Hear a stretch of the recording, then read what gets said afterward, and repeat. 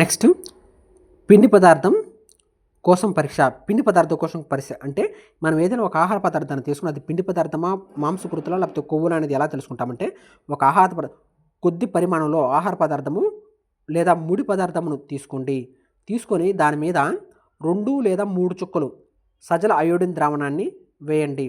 ఆహార పదార్థం యొక్క రంగులో ఏదైనా మార్పు ఉందేమో గమనించండి.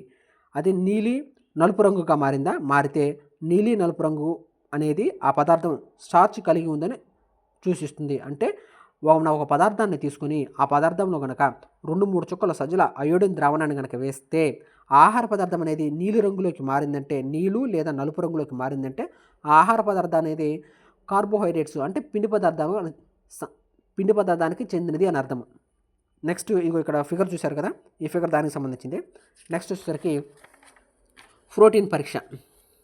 ఈ ప్రోటీన్ పరీక్షను ఎలా చేస్తారంటే 10 చుక్కల నీటిని తీసుకొని పరీక్ష నాలుకను బాగా కలపండి.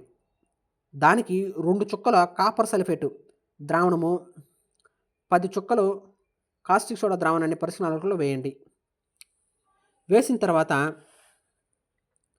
పరీక్ష నాలుకలో పదార్థము ఊదా రంగులోకి మారితే అది ప్రోటీన్ అనమాట. ఊదా రంగులోకి మారితే అది ప్రోటీను.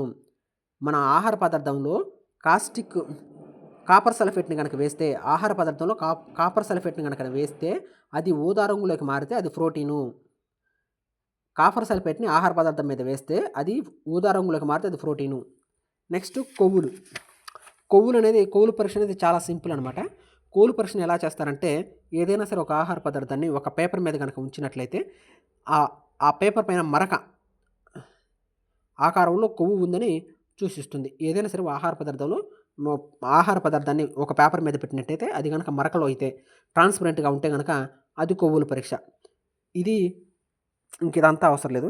ఇంతవరకు ఈ పరీక్ష వరకు చూద్దాం.